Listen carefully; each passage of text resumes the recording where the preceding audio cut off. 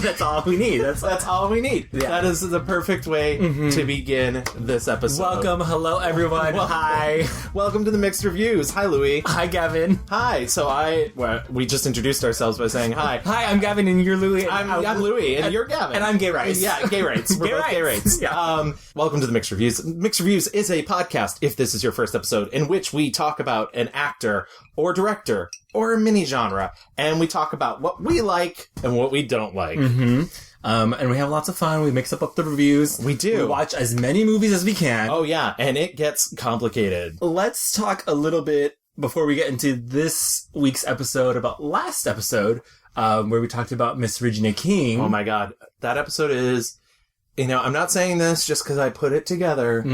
That episode is so good. It's a really good episode. Yeah, it's a good episode. Not to toot our own horn. But toot bitches. Yeah. I had a lot of fun doing that, and I think I feel like we have the most fun when, we really end up really liking we're discovering new and, interesting things about, these people. And a fun little game for you guys at home is to go back and listen to the episodes where we didn't enjoy the subtext. You can find them. They exist. You know what, Gap, I try and remain positive. I do. We're 40 episodes deep now. Yeah. Which kind of seems insane. We've been doing this a little over a year now. I think. More than a year. Almost 2 years. It'll be 2 years in May. Yeah. So if we're bi-weekly, Louie, that means at 52 episodes, that'll be our... Okay, don't talk to me about math and numbers. That's homophobic. Okay? Yes, it is. But we returned with our poll the last episode, and we asked you guys to go online to our Twitter and vote for what your favorite Regina King movie and performance is, and the results are in. Very surprising results. I was not expecting this. Yeah. Kind of, yeah. So in last place was Ray with 6%. Poetic Justice, which was my pick, came in at 12%. Jerry Maguire came in at 15%, and your pick, If Beale Street Could Talk, came in at 67%. So kind of a landslide. There was a long, a very strong last-minute rally for Jerry Maguire, and that was what surprised me. I mean, I know there's a huge gap between If Beale Street Could Talk and Jerry Maguire. I was like, wow, we didn't talk enough about Jerry Maguire, apparently. It's apparently very popular. Before we move into our... talking about our next subject. And normally I do this at the end of an episode, but I want to continue this in old business because recently we've received a lot of outpouring and love from people, and it's sort of came unexpected and is very touching. So I do want to read this. We actually recently got 2 new 5-star iTunes reviews. The first from Miss 8866. And it says, "This is a great show. Both Gavin and Louie are so knowledgeable and have such a fun rapport with each other, even when they disagree on their choices." Michael Rappaport? Yeah, Michael Rappaport. I'm not Rappaport. And from Pod Addict T, we got, "Gavin and Louie's show is one of the rare gems you're always looking for, but never seem to find. With expert audio quality, a fantastic premise, and great discussion, this wholly original podcast will leave you longing for more. Stop reading my review and hit play already." Aww. So those are very, very sweet. It's very sweet that someone thinks I'm knowledgeable about anything. Thank you so much. Well, wait till they meet you in real life. Right. This is all a facade. Smoke and mirrors. We also received a really wonderful email. Yeah. We got truly just the nicest email. And so, thank you. It says, "Hi, Gavin and Louie. I'm a stay-at-home mom from Nevada who recently moved to Oklahoma for my husband's work." Yes, Queen, family, love and that. "I discovered your show after Gavin was on This Had Oscar Buzz. Shout out to them. We love them. And I quickly devoured all of your back catalog as I unpacked." Girl, I know, 40 episodes. 40 episodes. Thank you. And I apologize for about maybe the first 6 or 7. I don't know. And also, you must have a great big house in Oklahoma to unpack all that. Yeah, by the way, we both live in New York City, so we basically live in a closet, in one of your closets, actually. Right. We're moving in. She says, "My only complaint is that I've gotten so used to hearing your voices in my ear every day. Now I'm going through a bit of withdrawal as I wait for the next episode.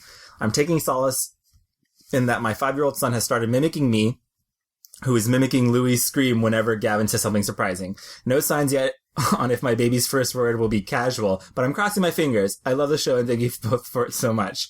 Michelle." So thank you so much, Michelle. And I don't know, the screams just come out. They do. They just come out. I appreciate them. Okay. I am a lover of them. I enjoy them. I like when they're verbal. I feel like a drag queen almost when when it's just Like, I don't know. Like, you know, because I don't want to do a full guttural. It's just like kind of like a dinosaur screech. It is really strange how your neck does that unfurling thing and you spit that acid in my face. Yeah. That's a Latino thing. Oh, is it? Yeah. But thank you so much to everyone who has nice things to say, and thank you for listening. 40 episodes in, and we're still going strong. Yeah, absolutely. Thank you so much. So episode 41. Yes. We're talking about Rachel Weisz. Yes. Oh my God. Heads up, real quick. I know her name is Rachel Weisz. Mm-hmm. I've heard her say her name is Rachel Weisz. One time I changed my name because I pronounce it Weisz. My dad pronounces it Weisz, and there's a W. And in England, there just aren't any people with my name. Whereas in America, like Weisz is a really common name. So we have this thing in England called Spotlight, which is a kind of catalogue where all actors put their 10 by 8 photo and their height and their agent and stuff like that. So I had my it was like I was 25 or something, so I had my Spotlight application and I sent in the picture to my agent and I changed the spelling to Vyce to spell phonetically Weisz. And my agent, it wasn't the woman. The woman I'm with now was his assistant at the time, and he called me up, and he just screamed at me. He said, "It looks like what do you call it in America? Like we call them number plates on cars. You call license plate." Yeah, he said it looks like a fucking license plate. Yeah, so and I was like, oh, okay, I guess, all right. But I wish I changed it to VYC because then people would pronounce it right. I've given up, and it doesn't really matter. Undoubtedly, at some point in this podcast, I will call her Rachel Weisz. I apologize. I'm terrible at pronouncing things. I have it in my brain that it's Weisz just because it's a W. I know it's Weisz. Mm-hmm. Heads up apology. I mean, honestly, that just seems like violence. Like, I don't know what I'm saying. But Rachel Weisz, we landed on her. Why, Gavin? We landed on her mostly because it's award season currently, which will be outdated for listening to this in the future. But at the moment, she has just won the BAFTA for Best Supporting Actress for The Favourite. Mm-hmm. She's currently nominated for Best Supporting Actress for The Favourite at the Oscars. Yeah. So we figured this is a good time to revisit her career. A lot of people are still just seeing The Favourite now. It's still in theaters. Mm-hmm. I mean, being nominated for Best Picture gives the movie a huge bump. Highly recommend going to go see it. Yeah, we were like looking through like all the nominees and like thinking like who could be like an interesting person to like take a spin through. And truly, we kind of were like, she stuck out so much just because she's had a long career and her career. And it's been unique and interesting. And so insane. I mean, I told you, I watched upward to like 16, 17 movies of hers in the past couple weeks, and it just is like turn after turn after turn, and you just do not know where she's going or what she's doing. And it's so interesting. She seems like such a cool person. And I am really excited. Yeah. The one thing, I found some stuff about her process in terms of acting, but I'd really like to know what her process is in terms of film picking, or like what she's going to come up with for her next movie, what projects she attaches herself to. And I think we've got kind of a grasp on that from doing this episode. I'm not a good auditioner. I've never have been. Some people are. I think some people can come and do the brilliant audition, and I'm just more messy as an actor. I don't know how to do like I've never been good at it. And under pressure to come up with the goods, it's not my strong point. But I don't know. Someone once said to me, I suppose if you go in and show as much of yourself whilst being whoever the character is, and make a strong choice, whatever it is. That this is if they don't want you, I mean, it's hard, but as I used to say, if they don't want you, then they don't want you, and then you don't want them. I think the terror and the fear is important. The fear is kind of the steam for the engine that makes you. I mean, you want to be relaxed as well, so it's kind of a contradiction. But that's always the problem, isn't it? You want to be relaxed, but you're frightened. So yeah, I mean, it's all frightening. But also, she is one of the most eclectic actors working. Yeah, she fully feels like a weird theater kid. Yes, yeah, like and in the best possible way. And her history proves that. I feel like her history proves that, and also, I mean, she she's obviously stunning, gorgeous woman. Yeah. Always has been. And, I think she started modeling as a very young, teenager. And, but she was just like, nope, I'm gonna be weird. And it's so cool. It's so cool to see her, continue on that. So, why don't we dive into our rewind? Excellent. Rachel Weisz was born in London in 1970 to some Jewish parents. They fled to Britain 3 decades before, on the cusp of the Second World War. So her father is a Hungarian and he was an inventor, and her mother was a Viennese psychoanalyst. They divorced when she was 15, and she kind of was this rebellious child bouncing between schools. She began modeling when she was 13, and I didn't know this, but she turned down a role in Richard Gere's King David. Right. The thing that's weird about that... When she's at 14. Yeah, that's what I was going to get to. I've never seen King David. I know it's famously a disaster. Our good friends over at the B-Side, which is part of the Film Stage show, did an episode about Richard Gere. Actually, my favorite episode they've done so far, because it was Dan Mecca and his mom, who's a Richard Gere superfan. Love that. So I highly recommend listening to that. But outside of that, I'd really never heard of King David. Who was she going to play? Right. It's a movie about the biblical David. She was fucking 14. Yeah. Hopefully not a love interest. Yeah. I mean, Richard... But, 80s. Yeah, 80s. Richard Gere's cute, but not that cute. Yeah, exactly. But eventually, I presume you hope you are going to become an actress. I mean, when you finish your schooling and your exams. I'd like to. I'm not totally sure yet. I'd like to go on to university. Is a possibility afterwards I'd like to become an actress. But right. I'm not sure. She has said that her parents, especially her father, was never too keen on her becoming an actress. And she has lots of interviews she's saying, they mostly just thought she was kind of crap. They didn't think she was good. My father's Hungarian, my mum was Austrian-Italian, and they were both very... not English, and culturally, strong accents, different food, different cultural way of behaving, just very not English. So, but I'm first generation, and so I am English, but going home was a foreign country. So it's hard for me to know if it's because of that, because they're the only parents I have, so I don't have any other experience. But definitely the idea of fitting inside. I'm sure anyone could relate to that if they have parents from different cultures. You hang out with all your relations, and it's just a totally different way of behaving, and different things are acceptable. You can speak at different volume and say different things, and so I think learning to fit in was something probably that came from being first generation. Yeah. She says they weren't skeptical. They just thought I was pretty crap. They saw me in my first play and were justifiably underwhelmed. And she said she doesn't have any actors in her family. This was fully just something that she wanted to do on her own.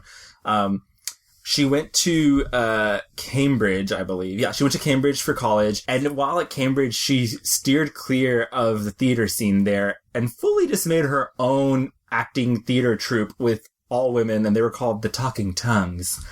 Which, icon, yes. Yeah. Can you imagine being Rachel Weisz, fully gorgeous, a full model at 13 years old, going to college, and not some shitty, whatever college, but Cambridge, and being meh, and starting your own theater group. And I love listening to her talk about that theater group. She talks about that they were very, physical. They were, into body improv and interesting. Very, earthy. Yeah. Just, so she's a hippie theater kid. Yeah. I love very that. Love it. They put on, their most famous play was called Slight Possession, and it literally was her, another actress, and a stepladder. And I think she does this interview where she's we were just throwing ourselves against a ladder and, working off of each other, and that play won a prize. Yeah. So the theatre company with the stepladder, it was very avant-garde. It was kind of physical theatre. It was non-naturalistic. We called it, it's very pompous what we called it. We called it fraught naturalism. I, after the first year, started my own theatre company with two of my best friends, and it was just myself and another girl and a director and a producer, 4 of us, and we used to write plays through improvisation. So we used to go to the Edinburgh Festival, and you had to enter the name of the play in the catalogue like a few months before, and we didn't have a play yet, so we used to think up a title, send the title, and then start improvising a play. Yeah, it really worked out. I mean, I know it's funny, but it's an okay way to do something. Get the title and then figure out what's it going to be. So she says, we were in little floral dresses and bare feet, and we were each other's lover. But we weren't lesbians. We were kind of universal lovers. But we were hot 18-year-old girls, so I don't know what the audience made of it. We called it taut naturalism. It's very pretentious, but we'd get into a kind of very naturalistic conversation, and I'd say, I can't believe I did that to you. How could I have done that to you? And then a gesture would get stuck, and it would get incredibly violent. I was beating my head really hard, and the stepladder was the third character who got between us. That won an award at the Edinburgh Fringe Festival and was transferred to London. Yes. And it wasn't long after that, her and other actresses spent 6 weeks improvising a play where there were 4 courtesans taking turns trying to seduce a Parisian communard. This Parisian communard was none other than Daniel Craig. Yeah. Casual. If you want to talk about lots of other weird connections she had while she was at Cambridge, fellow classmates were Sacha Baron Cohen and Sue and Mel from Original Bake Off. Oh my god, that is the most... I really hope that Sue and Mel and Rachel get together still. Maybe she'll guest star on their new show. God, I hope so.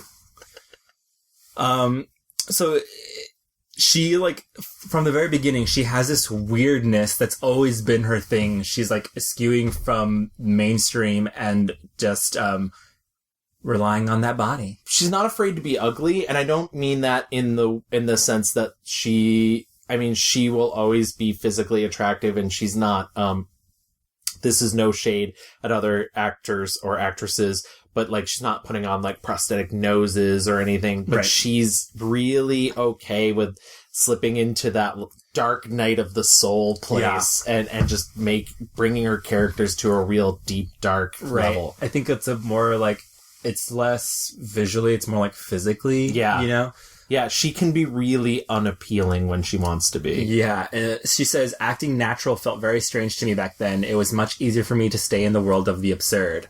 Which is really telling, you know? Yeah. We talk about this in a lot of our episodes about people who decide to be celebrities and people who decide to be actors. And she fully has decided, I want to be an actress. And, like, she doesn't really, you know, fuck around with being in tabloids or going out and being, you know, that type of celebrity. And she said, I'm not confident around compliments or being celebrated. I'm very not comfortable with the thought of envy, which some people thrive on. I know that sounds odd because I'm an actor, but an actor is about being somebody else. I've never felt uncomfortable with my level of fame. I don't get hassled, maybe sometimes in a minor way, but New Yorkers are much too cool for that. The thing is, you choose to be an actress, but not to be a celebrity, which I just think is so cool. And, I guess I should have taken better notes about her actual career choices in films, but she starts in, like, well, prior to getting into films, she started in TV, actually. Oh, right. Yeah. She starts doing British television.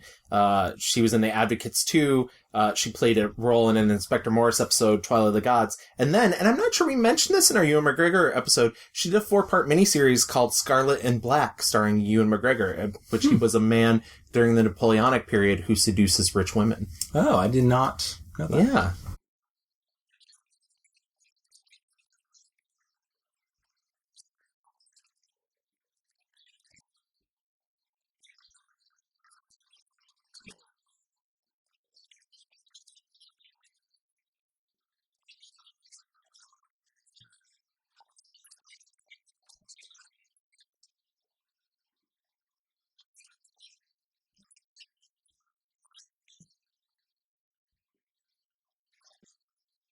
So she made her film debut in 1994 in Death Machine. I don't know what Death Machine is. Yeah, it's apparently a pretty small role, so I kind of skipped it as well. Yeah, I certainly did not. The first thing I saw of hers was 1996's Chain Reaction, which was a film with Keanu Reeves and Morgan Freeman.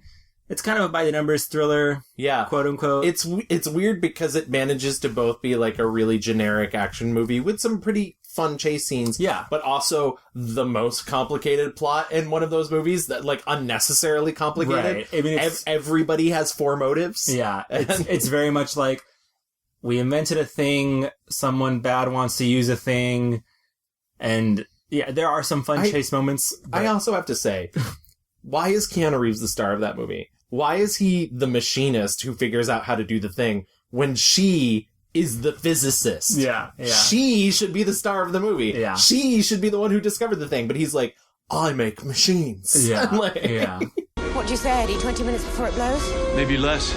Is he right? I'm afraid he is.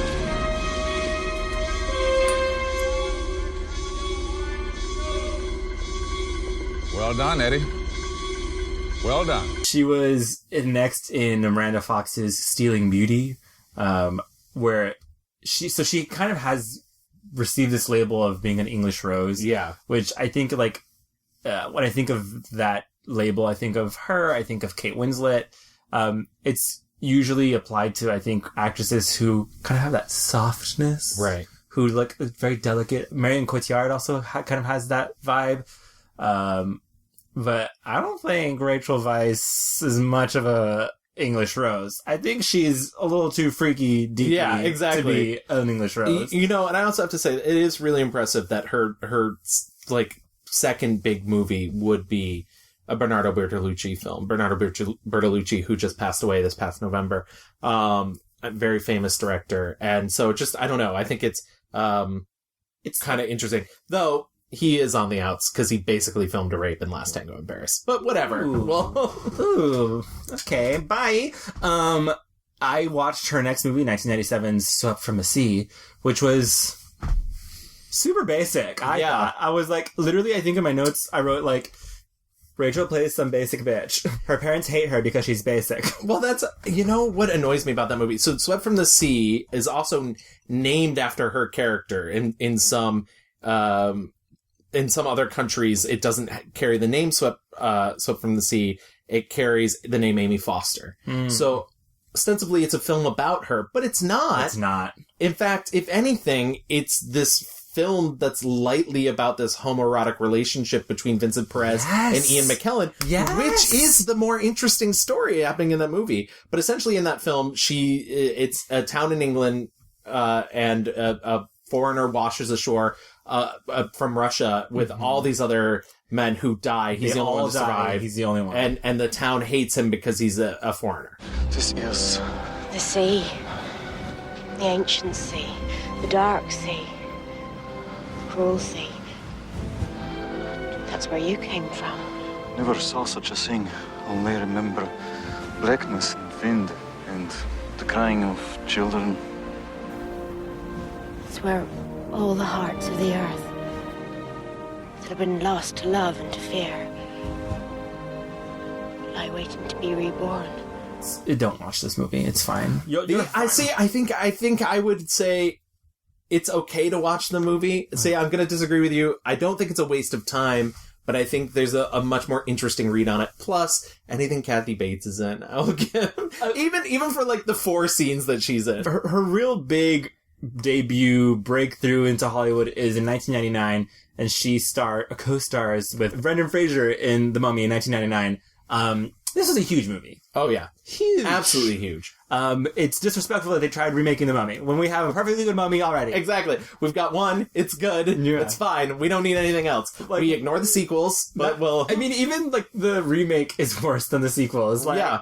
I actually fully agree with that. I would rather watch The Scorpion King than watch the Tom Cruise The Mummy. I would rather watch Maria Bello taking over as Rachel Weisz than watch Tom Cruise in The Mummy. The thing I like about The Mummy, and I've seen her talk in interviews, and it's really interesting if you can watch her stance change if the interviewer says something bad about The Mummy before she gets a chance to. Because if the interviewer says something bad about The Mummy, she goes on defense mode. Oh, yeah. And she's like, it's a fun movie. I had fun. It was a good script. It was different. if the interviewer doesn't say something bad, she says, I was in my 20s, so I was in that phase of just any job was a really great job. But that script was, I loved it. As soon as I read it, I loved it. It reminded me, it was self-consciously B-movie. It was making a joke out of its B-moviness.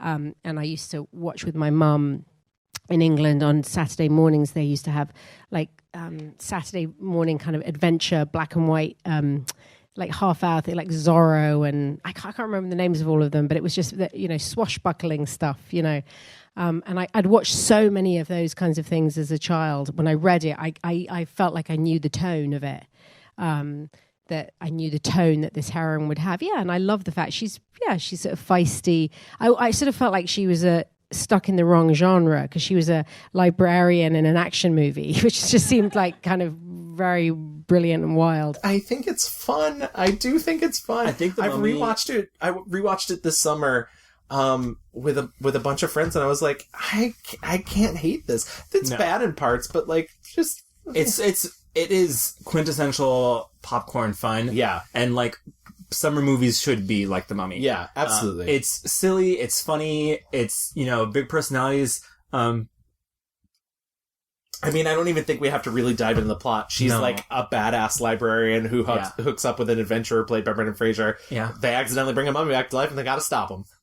What else do you need? Exactly. Hollywood.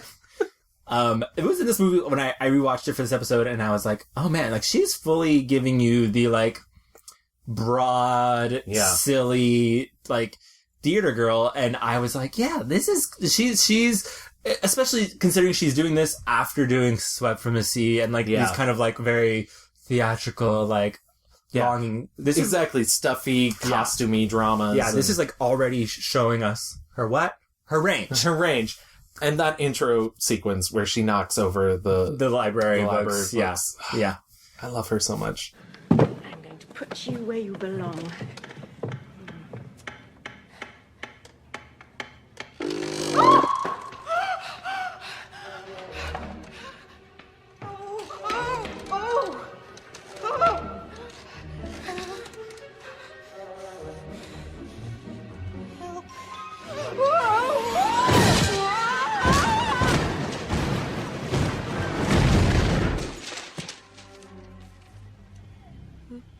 It's called acting. Ever heard of it? The next movie I saw, but maybe there was another one in there, but the next one I saw was 2001's Beautiful Creatures, which I did not like.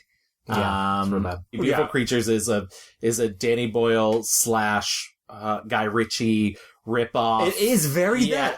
It's that period. It's like Train Spotting meets Lock, Stock, and Two Smoking Barrels. You last saw him Tuesday night.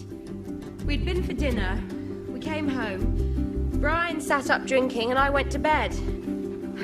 I suppose I just drank too much. Well, I didn't so much go to bed as crash. Was Mr. McMahon in a similar condition? He was probably. I mean, I was only drinking sea breezes. And I also just don't really like seeing Miss Weisz play idiots. Mm-hmm. That's maybe not her strong suit. Maybe that's her one weakness, is she's so smart and confident that it's hard to watch her play people who are not. I'm not saying it's beyond her. She was perfectly believable, but I think watching it in such a close succession to all the other movies, it made it harder for me to understand that her character was this meek and mild. No, that's a no for me. It's gonna be a no dog for me. This entire early thousands time period, she kind of just like has movies coming out every year, and she kind of becomes, at least to me, like, it's that pretty woman who's like playing the like not assistant, but like the supporting woman to the guy. In 2004, she's in The Shape of Things. Yes. Interesting entry into her oeuvre. So I do want to talk about that, but that's going to make me go back just a tiny bit. All throughout her entire career, she's also been working really hard on the stage. She's done a lot of stage shows. Starting in 1994, she's in Noel Coward's Design for Living. 1999, she does Suddenly Last Summer, which I would kill to see her in. She does The Shape of Things on stage. She does it both in England and in the US. She does Streetcar Named Desire in 2009. She wins an award for that. Yeah, she plays Blanche, which is the best role. Yeah. Betrayal in 2013 and Plenty in 2016. Betrayal, she does with her her current husband, Daniel Craig. Yeah. So, but, I found a lot of really funny interviews with her talking about American theater versus, British theater, where she talks about how... She's like, an American theater, they clap for anything. Yeah, exactly. Broadway is, I'd never done it before. It's culturally different to England in that when a famous person comes onto the stage, even if it's the middle of a scene, they've come in the second act, there's a huge round of applause. So it's like, wow, it's very odd. I think in Japan people shout things out. Really? Every country has something different. In England we just wait to the end to clap, which seems really logical to me. We reach for the Maltesers. What do you do when people applaud? Do you have to wait? You just stand there in character. You have to wait, yeah. And obviously Daniel gets a really big one. Yeah. I've forgotten. I mean, I didn't realise. Again, don't clip that. But getting back to The Shape of Things, so what happens with that is it's a play written by Neil LaBute. She goes to Neil LaBute and she's like, we should make a film. I said to him, don't you think that this should be a film? And he said, yeah, sure. Do you want to produce it with me? And I said, okay. So it was very, and all I really did with Neil was, because the script was completely written, was I went round to meet producers with him who had some money to say, would you like to make this film with Neil and myself and the original cast? So it was a very small step into production. I didn't find the material. I didn't find the director. It was just an idea that Neil facilitated very kindly. So that's the first time she really puts producerial agency into her own career, which I think is really cool because that's really early on. Yeah. It's interesting. I will say Neil LaBute, controversial. Yeah. Would I be lying if I said I think Neil LaBute is a misogynist? No. I think he is a misogynist. He's definitely not a good person. Yeah. And he's made some shitty films, but I think when he was making movies of his own work, I think some of it's been pretty good. We discussed one of his movies on the Stanley Tucci episode. Well, what's funny is I do think The Shape of Things is very much the, light reflection of Some Velvet Morning, which was my 1-star review of the Stanley Tucci episode. Yeah. So that's a hard movie. Yeah. And that's his whole thing, though. His whole gag is like, sex and relationships is complicated. Yeah, exactly. Women and men, we don't understand each other. It's bad. Yeah. But overall, Shape of Things is also co-starring Paul Rudd. Yeah. A young Paul Rudd. I love that movie. I have an unabashed love. I think it's perhaps Neil LaBute's last great work, both as a director and maybe as a playwright. I've read some of his plays since then. They're all right. Shape of Things, I mean, what I will give the movie, it is super stylish. Yeah. It's super freaky deaky. Yeah. And her character is... I mean, you know there's something up with her character from the first moment you see her, and that's what I think is interesting is my thing about horror movies is I think the thing that's scarier is not the jump scare, it's the scare you see coming. And she is this is not a horror movie, but she is the scare you see coming. You're mentioned in there too, Jenny. Where? Adam's journal. I mean, it's a veiled entry, but I think it's you. Evelyn? I peeked twice. You're right next to someone known as Cute Waitress. Why's that? I mean, Adam? You're not. Something about a meeting and a drive after and your cute little V-dub. What are you saying? You know Jenny, what? It's getting pretty late. I really need to get... Why are you doing this? I just want to talk about the kiss. You know, why can't we do that? This is inappropriate, okay? Did you tell him? No. He didn't. Philip did.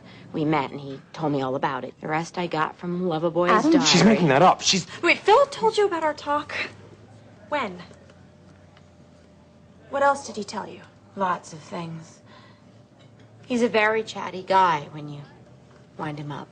When I started watching the movie, I thought, oh no, is this going to be her Manic Pixie Dream Girl movie? Yeah. But nope. No, sorry, Bob. She is the Nightmare Devil Dream Girl. Yeah. I would definitely recommend going out and watching this movie, but just like with an asterisk that Neil LaBute is probably not a great person. And a misogynist. Yeah, so like late aughts, she kind of doesn't. In 2005 is when she's in The Constant Gardener. Yeah, you know, she has some other minor roles here and there, but The Constant Gardener is her big aughts role. She wins the Oscar for Best Supporting Actress. This is by Fernando Mireles, and it's an adaptation of John le Carre thriller. This is the same guy who did Tinker Tailor Soldier Spy. He's just like a spy who came in from the cold. And of course, John le Carre, who wrote this unflinching, angry story, and he really paid tribute to the people who are willing to risk their own lives to fight injustice, and they're greater men and women than I. But thank you so much. Thank you. This movie, she's co-starring with Ralph Fiennes, and it got a lot of critical acclaim. It's a gorgeous movie. It's unlike any thriller I've seen. Yeah. It's not. I don't know. You can feel the love in this movie. It takes place a lot in Kenya. Yeah. And they fought really hard to shoot in Kenya.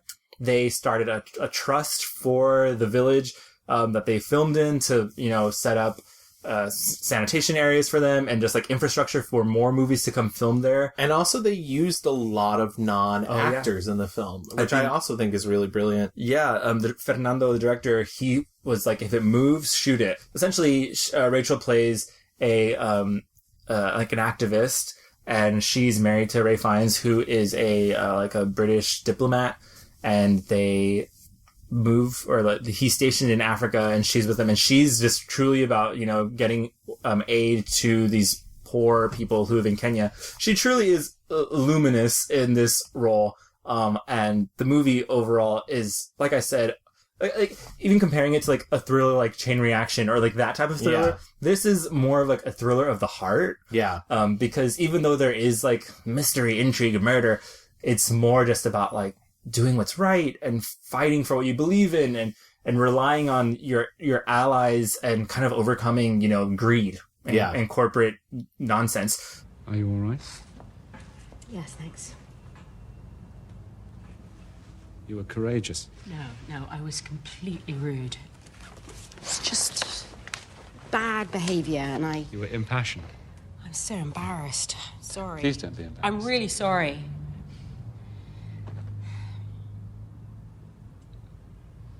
And thanks very much. You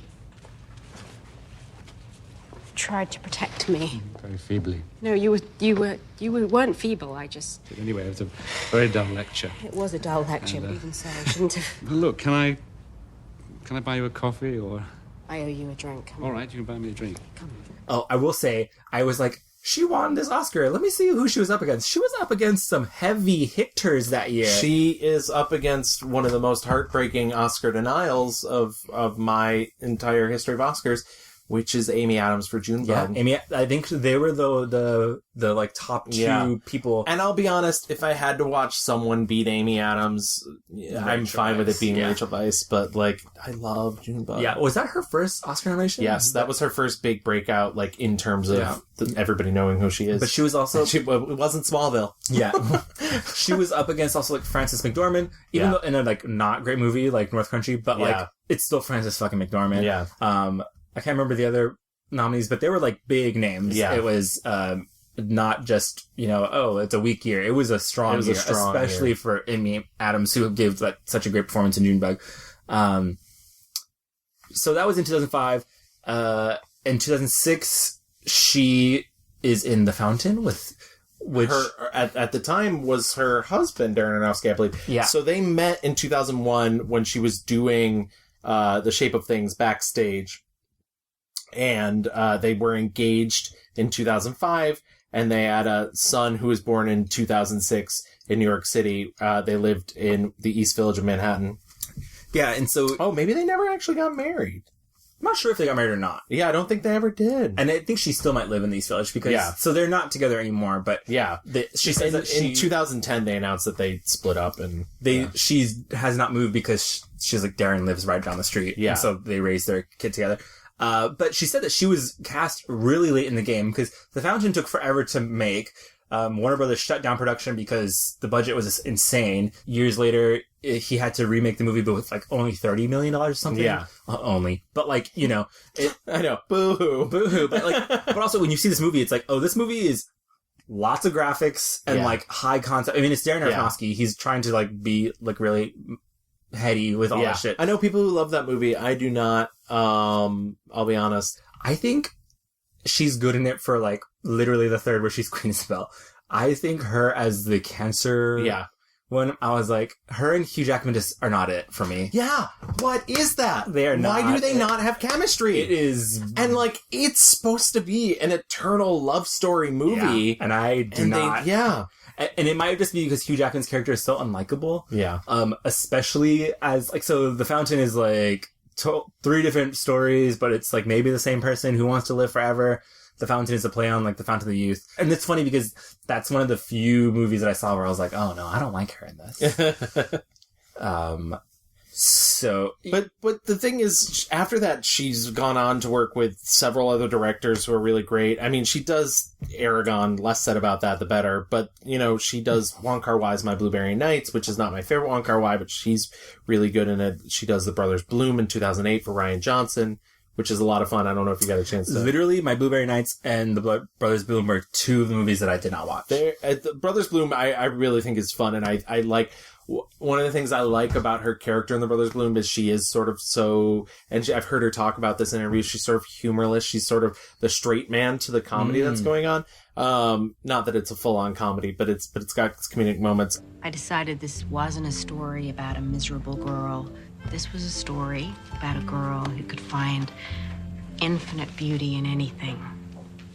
Any little thing. And I told myself this story until it became true. Now, did doing this help me escape a wasted life? Or did it blind me so I wouldn't want to escape it? I don't know. But either way, I was the one telling my own story, so...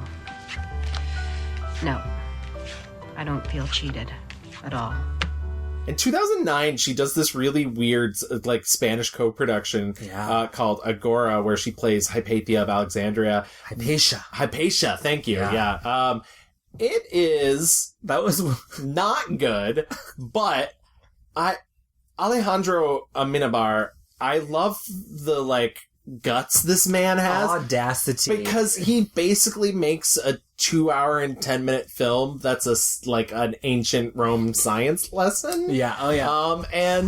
But at the same time, like, there's a 15-minute scene where she explains that the sun goes around the Earth.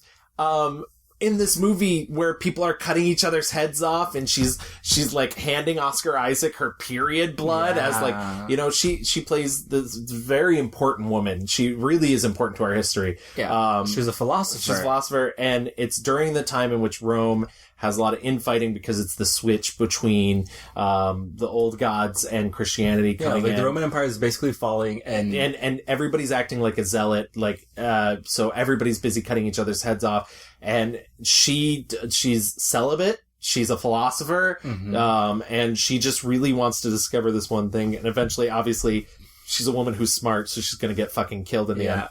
I'll say, I like the movie more than you did. So Hypatia was a real woman. Yeah. And a lot of the characters in the movie are real. But for me, what I got was like, it doesn't matter what you believe in, or whoever's in power will eventually always be corrupt. And like, because she is even like a benevolent, you know, a slave owner, you know? Yeah. But in the end, it's kind of like The Favorite. In the end, you're not in power, Haney. It doesn't matter how much they like you or not. Right. Like, you are their property. Right. And so it doesn't matter if it's like the Romans who are in charge, or the Christians in charge, or like the Jews are in charge. It doesn't fucking matter, because in the end, y'all are fucking killing each other and fighting over like who gets to like own shit. Hypatia. Don't you see? I can't go on without you. I can't.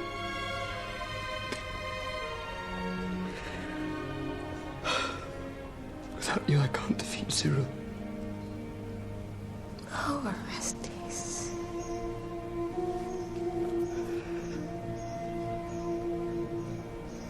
Cyril has already it's funny, like, her career is a lot of ladies who are, like, figuring shit out, doing the thing, and, like, fighting for justice. In 2011, she's in The Deep Blue Sea, which was just, like, also a very luxurious kind of, I don't know, like, meditative movie with Tom Hiddleston. Yeah.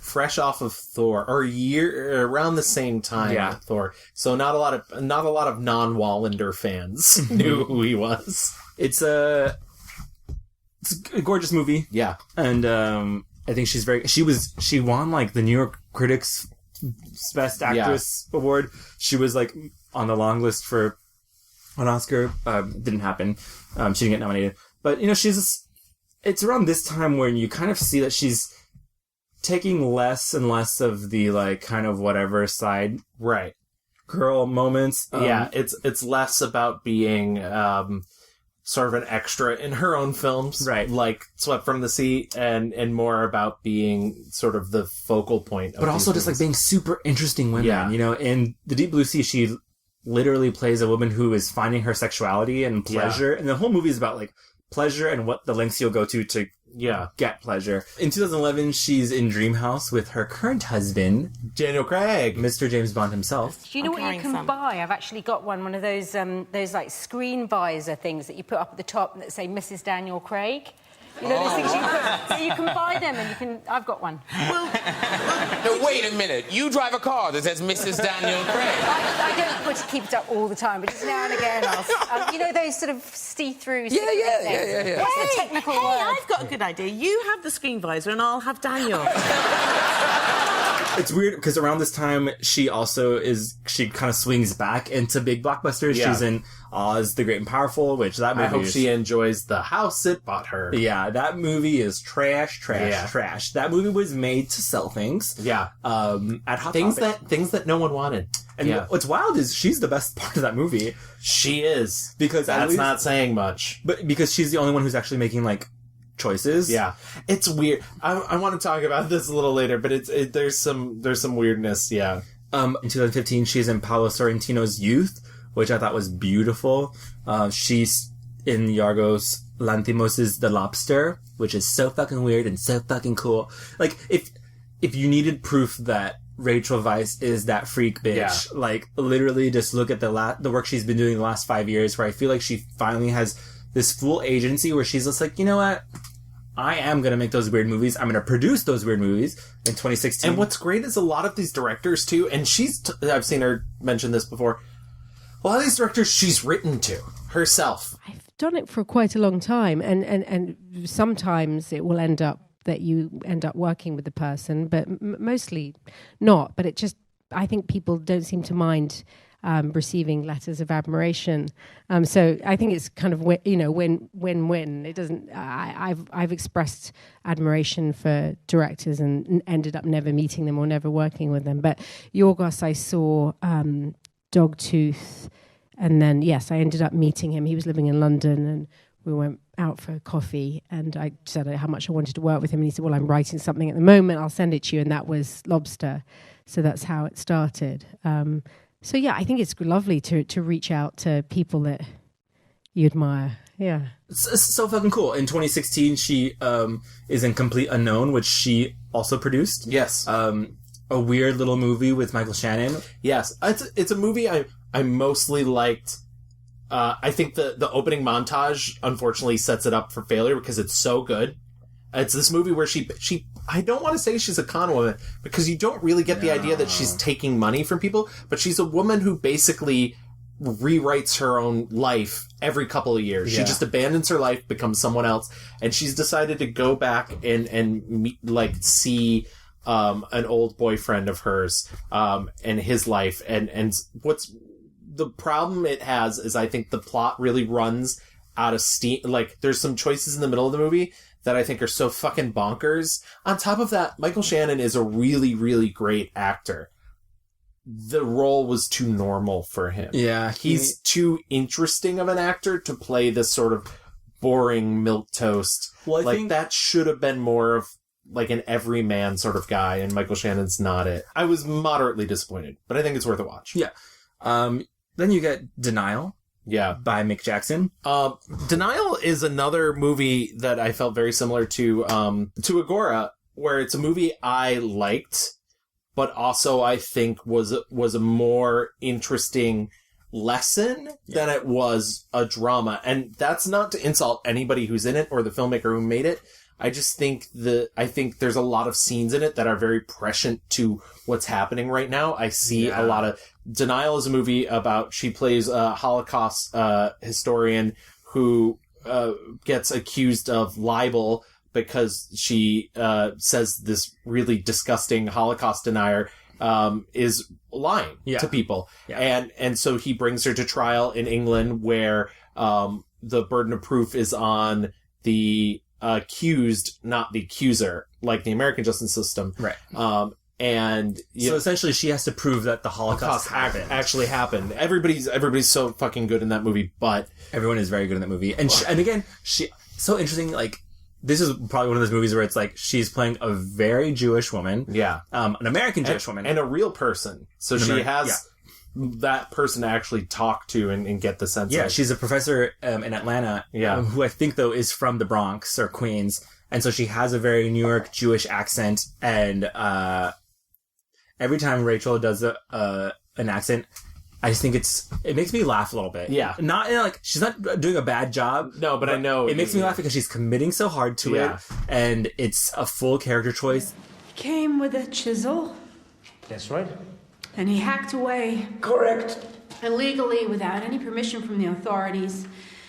And then he smuggled the pieces out of Poland in his suitcase, wrapped in his dirty underwear. Be that as it may, we can criticize his methods, but it's his conclusions we have to discredit. But to get really serious, you see a lot of those tactics used by that awful human being, used by certain members of the conservative media and movements nowadays. And so I do think it's a really important movie to watch. I just don't... The unfortunate thing is if that movie was made as a documentary, not as many people would see it. Right. But it would have made a better documentary than it does a dramatic film. Yeah. But I think because there's, like I said, the drama doesn't feel so... You're right. I think with the context of, like, a lot of different things, including what's going on now, it would have been more all-encompassing. But I'll just say, if it's not a bad movie. Then she comes out in Disobedience by Sebastian Lelio. Yeah, another director she wrote to. Yeah, and it's another cool movie where she's playing an interesting character who, another Jewish character. Yeah. This is essentially the lesbian Jewish movie that we all kind of heard about. It's on Amazon Prime right now if you want to watch it. She plays Ranit, who's estranged from her Orthodox Jewish family, and after her father dies, she goes back and she meets up with some old friends, including Rachel McAdams' character, Esty, who they hint that they had a sexual relationship as teens, I guess, if you will. Esty's married their other best friend, Dovid, and they kind of have like a very plain, traditional Orthodox life. And the movie, I think, is too much of a slow burn. I think Rachel has one very good scene when she's having dinner with the rest of the Jewish family. I agree. I think it's a good movie. I don't love that movie. Yeah, I think every time you want it to like keep going, it kind of like backs off the brakes. Yeah. Or I wanted it to get somewhere faster, or at least like turn it up throughout a little bit more. Though, let me tell you, when they spit in each other's mouths, I will say, they had there is that. I never want to be that male gazy sort of guy, but the Rachel Weisz is so my type that it just yeah. I mean, once the movie does start get going, I'm like, oh, this is the spark that I've been like waiting for. I think it plays a little bit too safe at the beginning and all that, but it's an interesting, it's another interesting performance, interesting movie, and leading up to The Favorite. as we mentioned, out now. Mhm. Yorgos Lanthimos. She just won the BAFTA for it. She's very tired. She also as a cast they won a Gotham Award, and I love the way she ended her Gotham Award speech, where she said, And also, I hope that one day soon, in the not so distant future, we don't get asked what was it like to share the screen with other women, because I don't think you ever ask men that, but I could be wrong. Thank you. we don't even really need to talk about The Favorite that much, but it's out now. Go see it. It's a movie in which her and Emma Stone are vying for the affections of Queen, played by Olivia Colman, who is absolutely amazing and is winning awards left and right and deserves all those awards she's winning as well. Rachel Weisz wears a lot of pants in the movie, and come on, pants. Come on, pants. I just want to talk a little bit about not her personal life, but just outside. She has said in an interview in Harper's Bazaar that Botox should be banned for actors, as steroids are for sportsmen. Acting is all about expression. Why would you want to iron out a frown? Which icon, queen. Yeah, absolutely. If you see her now, she does look like she's aged. She doesn't look super. I mean, she's still gorgeous, but I was like, oh wow, she does look like a more middle-aged, older woman. And amen, bravo. She has 2 kids, as we mentioned. She has a son with Darren Aronofsky, and she has a daughter with Daniel Craig. She's currently married to Daniel Craig. They got married in 2011, I want to say. Yeah. In a very small ceremony. Yeah, and she has become a naturalized U.S. citizen. Yes, as of the same year, correct? 2011? Yep. Also, just real quick before we move into our picks, because we really should get into our picks. She supports a lot of charities and foundations. She's a member of the African Rainforest Conservancy, Cancer Research UK, Constant Gardener Trust, Only Make Believe, Pediatric Epilepsy Project, Small Steps Project, and Worldwide Orphans Foundation. So she's got her hand in a lot of charitable causes. And as we mentioned every episode, it's important to mention what privileged people are putting their money towards, because a lot of the times the things that you're hearing about these people is about who they're dating or who, what they're doing, what they're buying. And it's always nice to have a reminder that most of these people are giving back and giving back largely. Yeah. And I truly, after I watched The Constant Gardener, I was just so blown away at their love of this movie. And literally the patrons of the Constant Gardener Trust are her, Ray Fiennes, John Le Carre, and Fernando Mireles, the director of the movie. And they literally are just we're going to leave some money here and keep leaving money here so that this country and neighborhood that really supported us in this filmmaking process can, take their money and do good for themselves and, hopefully attract more filmmakers to come make movies there and just provide infrastructure for whatever they need, which I think is so fucking cool. So, that being said, I think it's time we move into our picks. Let's do our 1-star reviews. Okay.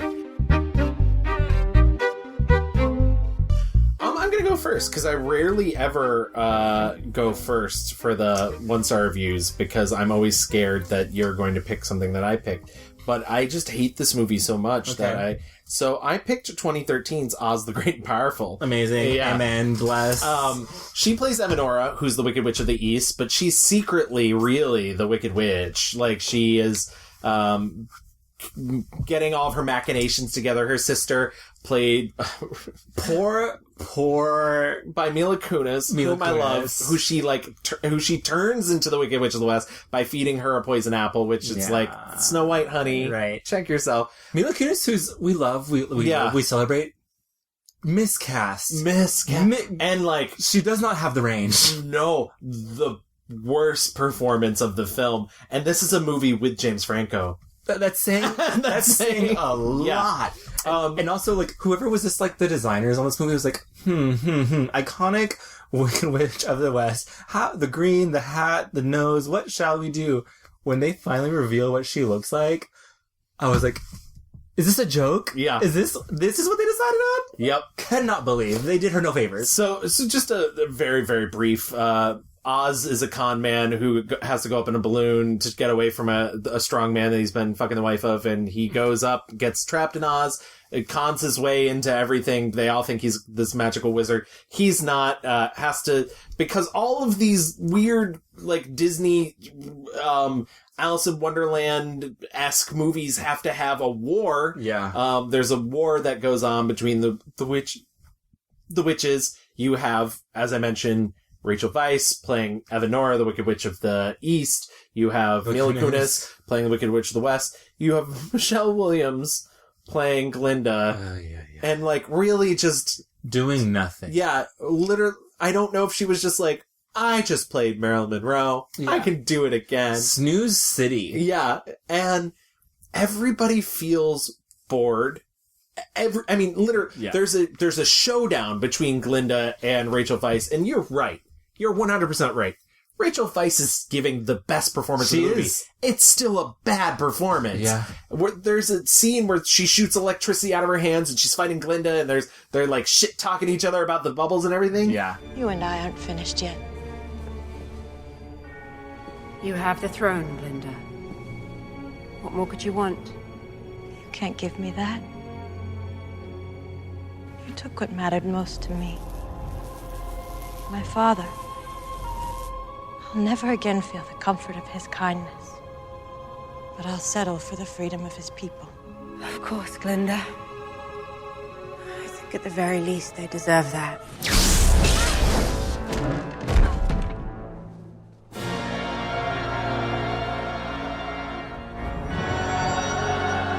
What's the matter, Glinda? Out of bubbles? Don't need them. Bubbles are just for show. And honestly, she looks like she would rather be napping. Yeah. Rachel Weisz, what are you doing? And once again, I hope she bought a house with this money. She bought the building in the village. And her big secret is that she has a ruby around her neck. When smashed, she turns into an ugly hag. The worst thing you could possibly be is ugly in this world. Yeah. I don't... The movie's beyond... It's so boring, too. It's, for a movie that's that designed... It's boring. So boring. Isn't like the lesson to be learned something like, I may not be magical, but we all have our own kind of magic, and his magic is like tricking people. It's that he's a fucking liar. And so like he's able to like trick the witches into like, oh, they're fighting, but those aren't people. It's straw men. And it's scarecrows. I'm so clever. Get it? Yeah, and I'm so clever with like my machine that makes me a big floating head. Right. And like fireworks. And he like, for some reason, ends up with Glinda at the end. That's like the worst part, because you know that like some executive was like, what if he like makes out with like, because at the end he gives every one of his little like minions something. Right. And he's like, I'll give it to you backstage. And like literally he's behind the curtain making out with Glinda. And I'm like, why? Yeah. For who? And it was clearly a film that was intended to set up like a series of movies, that this was going to be the first. It's a big trilogy. And it drives me even crazier, the fact that it's a Sam Raimi film. And there are some hallmarks of Sam Raimi. There's some like sharp zooms and like some very cartoony stuff that happen in it that feel very Raimi-esque. But it's a soulless venture even on his part. Yeah, it's it has about as much charisma as Spider-Man 3 does, okay? Yeah, when Sam Raimi's bad, he's real bad. Real bad. But yeah, I don't even want to talk about this movie anymore. So Louie, what's your 1-star review?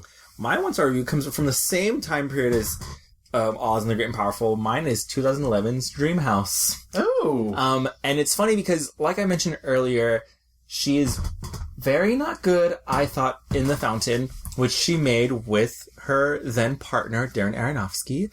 And in this movie, Dreamhouse, she makes co-stars with Daniel Craig, her current husband. Yeah. And so maybe it's just like her working with the men she's like sleeping with that really just does not do it for me.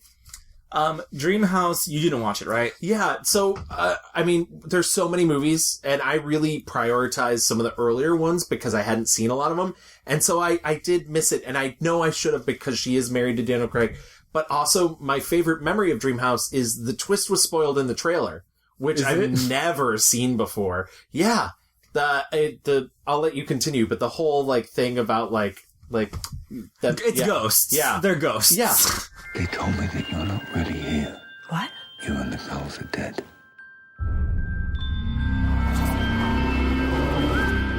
Did I do it? It's in the trailer. I didn't know that. Yeah. So the movie tries very hard to be this twisty thriller, but it just like kind of lands with a big like boom, like, oh, this is dumb. Okay, cool. Daniel Craig is the main character. I didn't write down his name, but it's Daniel Craig, and he, you know, him and his wife, Rachel Weisz, and they have 2 daughters. They move into this new house. He's like, the movie sets it up where they're leaving the city, moving into this house, and they're patching it up, and like they're gonna start this brand new life in the suburbs, and like, oh, what fun. Except, kids are, and like, people keep looking at them weird, and like, oh, you know, did you know that someone murdered, his entire family in this house? And the movie's trying to set you up thinking that like, there is a murderer who's coming back to this house. Right. And he has gotten out of asylum. I just knew we shouldn't have moved out of the city. Baby, don't say that. I knew that this wasn't going to last. What? This! There's something wrong with this house. No, baby, there isn't. We'll do whatever it takes, okay? We'll hire a priest. Hire a priest? Where'd you do that? Well, it's a whole witch doctor, whatever. I don't know. We'll feng shui the place. It's our house. There's joy in this house. It turns out that, oh, Daniel Craig is actually that fucking dude. Yeah. Daniel Craig is the murderer. Yeah. Or alleged murderer. Yeah. Also, across the street, what's her name is in this movie? Australian? No, Naomi Watts. Naomi Watts, Naomi yes. Watts is like across the street, like literally like looking out her window, like very creepily, and you're like, Naomi, what the fuck are you doing? Here's the She's like, Nicole's not pretending Nicole's. Yeah, it's very that. Like, so. I mean, the tragedy of this movie is just that, you know, all of it. It's just so dumb. Literally, the trailers tell you. Seriously, and I'm not even joking. Like, go watch the trailer. Everyone go watch the trailer, report back. So essentially, and he's like, no, I don't believe you. I didn't kill my family. Oh, and he keeps coming back home, and his like family is there, and he's like, are you real? And they're like, what? You're scaring us. They're not real. It's all a mess, and Rachel's not good in it. Very not good. Yeah. No. It's a no, dog. Were there any others that you saw that, cause I mean, there's a bunch in there. We've talked about Beautiful Creatures. I do want to say I watched one today, and I would give it to her if she appeared in more than one scene, because it's truly an awful performance. It's also early on in her career, so I'll forgive it as well. But 1997's Going All the Way, which is a film directed by Mark Pellington. It stars Jeremy Davies, who should have a better career, and Ben Affleck 1 year before Good Will Hunting. Wow. Yeah. And he meets Rachel Weisz in a art gallery, and she's like an upper class, but she's doing the Marilyn Monroe baby talk. Like, hate it. It's so bad. Yeah, Marty was at Shortly. She was a couple years behind us. Yeah, I went to Shortly too, but I don't think we actually met. But then we wouldn't have. You being a big rod and all. Isn't that what they called you, golden boys? Well, you know, that was high school. And college too. DePaul, wasn't it? Football star, big man on campus, BMOC. I can't really... She's not. Yeah. I can I also just say sometimes she'll do like various American accents. Yeah. In Dreamhouse, she does maybe the most bizarre American accent. Because sometimes, you know, like definitely maybe she's great. And like, I believe her. In Dreamhouse, it's fully just, I don't know, affected suburban, not good. Other things I didn't like. I don't know. I guess we mentioned all. Beautiful Creatures was my other. I mean, Oz for sure. Beautiful Creatures for sure. I didn't like Definitely Maybe, but I think she's great in it. Everything else, you know, I was really. I mean, so From the Sea, they don't give her a lot to do. Just be boring. So maybe it's time then we move into our 5-star reviews. Love that.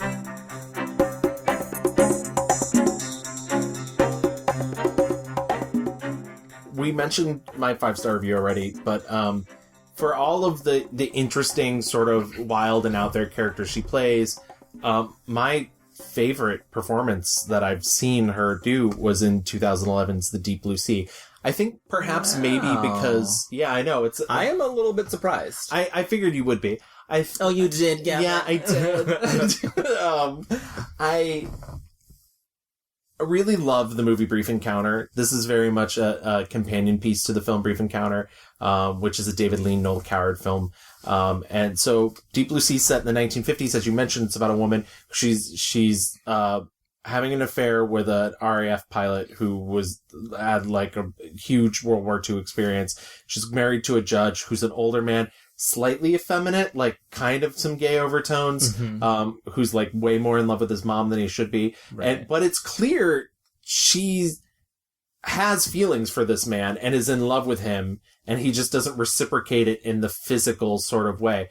And what I think is interesting about this character, and I said this, it's like Brief Encounter if the main character was allowed to be passionate about her dissatisfaction with life. Yeah. And the film starts with a suicide attempt, and it's based on a play from the 50s. It's a Terrence Rattigan play. And what's really funny is Terrence Davies directed it, but it was done for Terrence Rattigan's centennial. So when you watch the movie, it starts with Rachel Weisz and Tom Hiddleston's name, and then it says a Terrence Rattigan film. And I love the fact that he did that. It's just such a nice touch. But so, as I mentioned, it even begins in a dreamy sort of way. It's sometime in the 1950s. And yeah, she's attempting suicide because, she's in love with this judge who can't physically reciprocate, love to her. And she's in love physically with Tom Hiddleston's character, with a man who will never love her and never appreciate her. Yeah. And I mean, there's so many good scenes. There's so many amazing moments in it. A lot of it's wordless. There's a slow dance in it, that I unexpectedly physically reacted to. I got chills up my arm and my heart was racing, and they're just fucking slow dancing. Mm-hmm. I think they're so sexy together. They have such charisma. I've never been a woo Tom Hiddleston person, but this put me on the Tom Hiddleston train. It's like, yes, correct. The sex scene with them is very hot. Yeah. Like this is sexy. Yeah. I was like, sexy can I? Hello. Both of you can call me on your rotary phones from the 1950s. But she has had a taste. Yeah. And she is not going back. Right. And that's really, she wants what she can't have from both of these people. One can't go on living on a flat plane. Not after discovering something more primitive. Shall we say natural? In sober truth, Hester, isn't it lust? Oh, Bill. Do you honestly think I can tell you in sober truth what it is I feel for Freddie? Lust isn't the whole of life, but Freddie is, you see, for me, the whole of life. And death. So, put a label on that if you can. It's also like a really breezy 90 minutes, which I also was like, I was like, how does this movie, because they could have drugged this shit on for 2.5 hours, and they don't. And yeah, it's just really beautiful. Everything's got this golden hue to it. She's really, she inhabits this character in a way that knowing nothing of her real personal life, like what goes on inside Rachel Weisz's head, she found the connection to this character and really wrung it out. Yeah, she's driven by pleasure. Yeah. And there's a really great scene where she's at her husband's mom's house. Oh my God. And they're just sniping at each other. And she's asking her the mother-in-law is like, better be careful with pleasure. You could, I much prefer guarded optimism, or maybe she says something like that. And Rachel's like, yeah, that's fine. Much more dull, though. And she fully, that's where you really get the sense that she she really has had a taste of pleasure, and she's not going to go back. And whatever it takes, including she gives up a cushy life with this guy to live in like this shitty apartment. This guy who does not have money. Yeah. Literally all he's got is that dick. And she's clearly, I mean, by today's standards, depressed. Oh, 10,000%. There's at least 3 suicide attempts in the film. And what I think the most amazing thing about this movie, though, is she has a conversation with her husband, and she's like, the men are supposed to want to have sex. Yeah. And I need that from you. And he's like shook. Yeah. And you can tell he loves her. He and I think part of her loves him, or at least the way she's playing it. Yeah. She's never cruel. Yeah. She, not to him. No. Yeah. I think she just does not want to give this up. You know, she's felt something that in her life, and she's like, how can I go back? How can I go back to the way things were before? And I think she is depressed because that's not going to happen, you know? Yeah. She knows that Tom Hiddleston's character is going to leave and never take care of her. And she's mortified. She's like, how can I not have this thing that I love, this pleasure? And he doesn't want me back. What the fuck is that? Right. You know, like reconciling, pleasure and commitment, you know, like, and that sometimes that they do not go hand in hand. She is shook. Yeah. And especially in a time and in a place where you're told that that's all you have out of life, especially being a woman. Yeah. Yeah. I read that the playwright, he wrote this as an allegory of being gay and closeted. Yeah. And I get it, sis. Yeah. You know? And I mean, Terrence Davies as well, the director. So yeah, I'm very much in love with Terrence Davies' direction and style and her performance in that movie. It's funny. So, real quick, he saw her in Swept from the Sea. And called his agent and was like, do you know who Rachel Weisz is? His agent was like, she's a fucking Oscar winner. Yeah, I know she is. Yeah, so that was what made him cast her. So yeah. Excellent pick, Gavin. Why, thank you.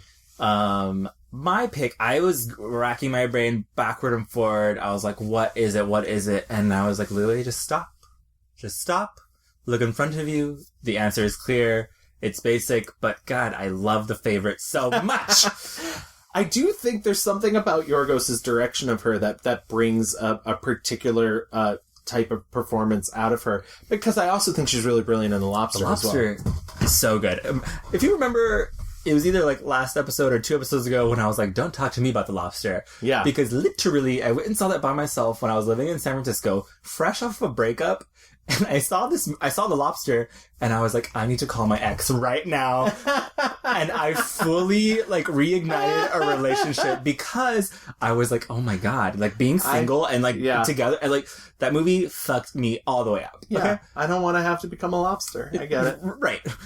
Because that's not my pick, so I'm not going to talk about it. Yeah. But The Favorite. God. I said this as soon as I walked out of the theater. I was like, I have never seen 3 women having more fun making a movie.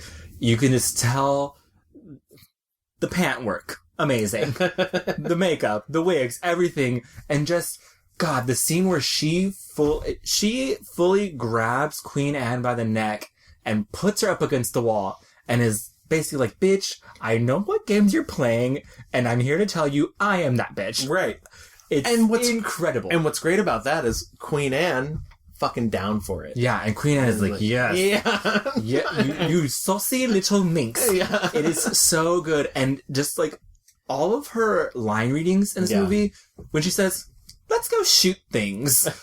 Incredible. I am a person of honor, even if my station is not. Even if I were the last one left in this wretched place, I would remain a lady. You're pretty when outraged. So my secrets are safe with you? All of them. Good. Even your biggest secret.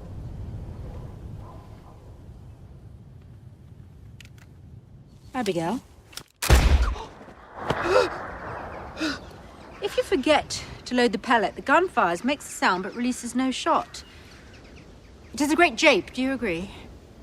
Yes. Maybe we will think of a use for it one day. Sometimes it is hard to remember whether you have loaded the pellet or not. I do fear confusion and accidents. I'm sure people will be careful. Because it's out now, and we do want people to see it. But just to give you sort of a should we tell them what the favorite is? Well, yeah. She plays Sarah Churchill, who's basically the Queen's closest advisor. Her husband is out leading the army. He's a bit of a fop. Yeah. And her cousin shows up, played by Emma Stone. And at first, Abigail, that's the cousin, is basically like, like treated like a servant and everything. And Lady Sarah's like, fine, I guess we'll let you like work in the like slave quarters. And so she has the favor and ear of the Queen. Right. She is speaking for her in official capacity, in meetings, feeding her information, and really manipulating her for what she wants and for her gain. But she definitely does care for Anne. Yeah. The gag of the movie is that Abigail, sneaky little snake, she sees what's going on, and she starts wondering, if I can start currying favor with the Queen, maybe then I can rise in the ranks and not be just a peasant girl. And so she does. She sneaks her way in. She marries a guy above her status that elevates her to status, and she kind of becomes like Queen Anne's little plaything, where they, she's giving her compliments, asking her questions. She's Queen Anne, who is bored in life, essentially. She has had 17 miscarriages. Yeah. Oh my God. When she says that in the movie, it's just like, and what's funny is, Yorgos is not a tug on your heartstrings type guy. It's a matter of fact. But that hurts when you hear it in the movie. Well, because that's Olivia Colman. That's well, because so at first you're like, what a ridiculous woman. She has 17 rabbits just around in her room making a fucking mess. It's disgusting. And then she tells you like, oh well, and also she wants Lady Sarah to talk to the rabbits. Right. And Lady Sarah's like, don't be fucking ridiculous. Like, I'm not gonna do that. Well, and that's the other facet of Rachel Weisz's performance as well, is her personification of Sarah Churchill is very practical and so she doesn't have time for mimsy whimsy flopsy dopsy doodah. She's like, I know what I want, and I'm gonna take it, and you're gonna give it to me. Right. And that's not who Abigail is. Yeah. Well, so they have a different view on what love is. Yeah. And how that should be expressed. I think the movie, I love the movie. Emma Stone is also so fucking ridiculous. She really is. Yeah. And she's great too. And she deserves, I know she's not getting as much awards accolades. But she should. But yeah, she is equally. In my mind, I think Emma Stone's character is the actual lead, and I think the other two parts are supporting. They're all amazing. I want them all to be leads, but whatever. Category fraud's not my business. So. Right. I just think because she has the most like arc. Yeah. Like the story is revolving around her and her like machinations. Yeah. But God, literally pick any scene, any of the lines that Rachel has, and it's just like dripping with like suave and just like she has just so much gravitas. Like she carries off this woman to a T. Her scheming, her playfulness with the Queen, when the Queen is like jealous of her dancing with Taylor Swift's boyfriend, and she wheels her off. Is that what we're calling him now? I don't know his name. Nor should any of us. Right. It's just Taylor Swift's boyfriend. Yeah, I mean, everyone loves The Favorite. I'm not saying anything new. It's amazing. And there are plenty of other great movies. What else do you want to talk about really quick? We mentioned The Lobster. I definitely highly recommend going to go see Lobster, the Brothers Bloom. I really enjoyed that movie. It's not perfect. She's really fucking great in it. There's other things I saw that I really liked that I can't, are failing to come to me at the moment. But my second pick, honestly, is Youth. Oh, fucking yes. Yeah. I love Youth. Youth barely made, just fell right outside my top 10 2 years ago. Yeah. It's a 2015 movie. Yeah. And it's beautiful, luxurious, vibrant, imaginative, kooky booky. It's the one thing that makes it for me with Rachel. Her father is Michael Caine.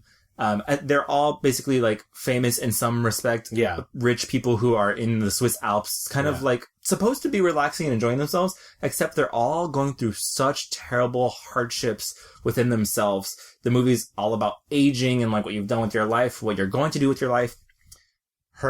She's like the manager of him, and he's a composer that's very famous. They're laying down, getting massages, and she is fully bubbling over with this like frustration and anger. Who are you? Who? That's what I always asked myself. You never gave anything. Not to her, not to me, nothing. You gave everything to your music. Music, music, music. There was nothing else in your life, only music and aridness. Never a caress, never a hug, never a kiss, nothing. You never knew anything about your children. Never knew if we were happy, if we were suffering, nothing. Everything was on Mummy's shoulders.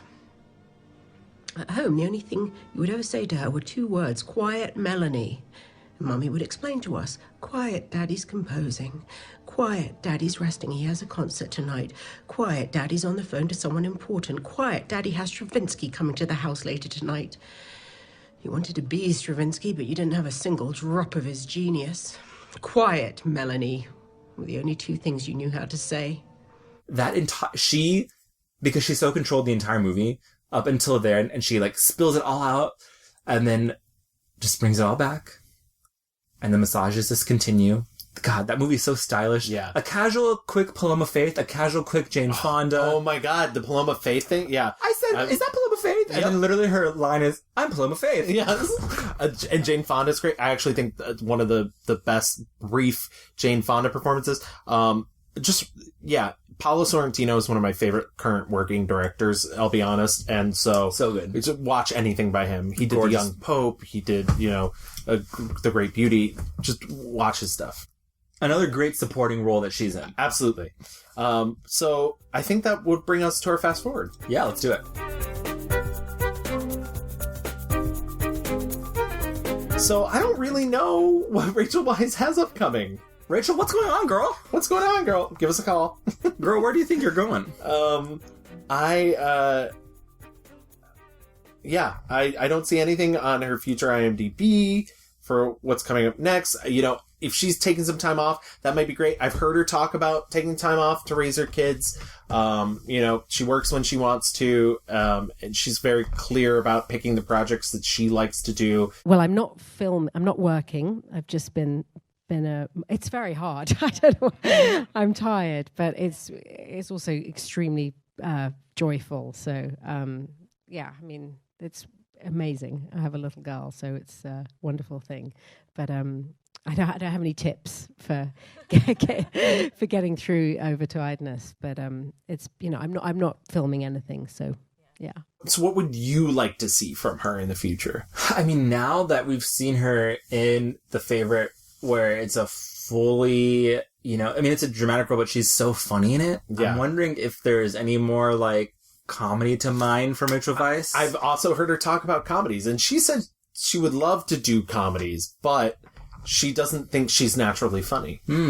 The real gag is that she can do anything she wants. That's what's crazy, right? So the hardest thing in preparation for this episode was thinking about what I want her to do in the future. Because I was like, do I want her to do some sci-fi shit? Do I want her to do some comedy? But she's done it all. And she proves that she can mostly do it. Yeah.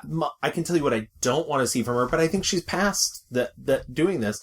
I don't want to see her playing any more like dumb young ingenues. Right. And I think she's way out of that stage anyways, but like I don't know, like seeing like Beautiful Creatures and Going All the Way and Swept from the Sea, like these movies where she lacked any sort of agency. That's what I don't want from her. What's incredible is, she's at that age where she's not at grandma age, and she's not at, young, hot girl age. She's 49, which is relatively young. It is young, but in Hollywood terms, like, that is fully like the great unknown for women, right? Like, who are they supposed to be playing? Yeah. And most of the time the answer is moms, but, I don't oh God, can you imagine if she went the Jennifer Garner route? And once again, and we talked about this in the Jennifer Garner episode, it seems like Jennifer Garner was playing moms from the moment she started making movies. And that's one of the nice things is like, in most films, even in films that are bad, like you mentioned Dreamhouse, she's like never playing just a mom. Right. It seems like she's very much kind of pushed herself away from that. Yeah. And which is not to say mad respect for moms, but they're usually one-dimensional. Yeah. The way that the Hollywood makes movies, they do not treat mothers well. Right. And I think, just looking at the last 5 years of like Disobedience, Denial, The Lobster, The Favorite, Complete Unknown. Yeah. Youth. Yeah. She's making very like strategic and you know what? Fucking good for her. She's like, I'm going to go after who I want to work with. Right. And she has a family that she loves and cares about, and she produces what she wants to produce. Right. She said that Complete Unknown, she's like, we had such a tiny budget. And she's playing a woman who has like different lives, all different looks. Like one is like full, like living in Japan. One who's like living in Berkeley, like different looks. She's like literally every morning, me and like the 2-person makeup team would just like throw together an identity for this person. And so I love and that is the spirit of the theater that I love about Rachel. Yeah. And she's not going to just rest on her looks. She's not going to just like be like, oh well, I guess because she knows whenever Hollywood wants, fine, I'll go me pretty and dumb if I need to like pay some bills, but to truly finance these like special little gems, because man, you don't see movies like Youth a lot. No, you don't see movies like Disobedience a lot. And even Disobedience, I think she was a producer on also. Yeah, and she decided to choose that director who is Sebastian Lelio. Yeah, so interesting. Has a point of view. Yeah, who's not exploiting women. Who's and even like her doing The Constant Gardener, like she's making such strategic, like interesting choices. I just want her to keep doing that. But I mean, if it's her going back on the stage and doing more theater work, right? And that's maybe the one thing that I hope that she never loses her connection to, and I doubt she will, but that like weird theater route, that physical body, the way that she uses herself, I don't know. I think it feels that's like a really she's never connection. she feels like she's never like given up or forgotten that girl who went to Cambridge and was just like, fuck the establishment, I want to do my own thing. And people took notice because not only is she beautiful, but she's so fucking talented. Yeah. Again, like, Rachel's picking these roles that have a voice, that she wants to be heard. Like, a lot of people probably don't know who Hypatia was. Right. But, yeah, she was, like, an OG feminist bitch who was, like, trying to teach those idiots about shit. Okay? Yeah. So, yeah, I just have so much more respect and love for her, and I can't wait to see what she does next. Yeah, and I can't wait either. I think she's the perfect captain of her own ship. Oh, so. I love that. Yeah. So, I guess that brings us to the conclusion of the episode. We loved you, Rachel. We still love you. We love you, Rachel. Good luck at the Oscars. Yes, I know. Fingers crossed for you. I won't be watching, but fingers crossed for you. Fingers crossed. Oh, she's going up against Regina King, our last. I know. Girl. I know. Fingers crossed for both of them. Fingers crossed for both. Maybe there'll be a tie. Ooh.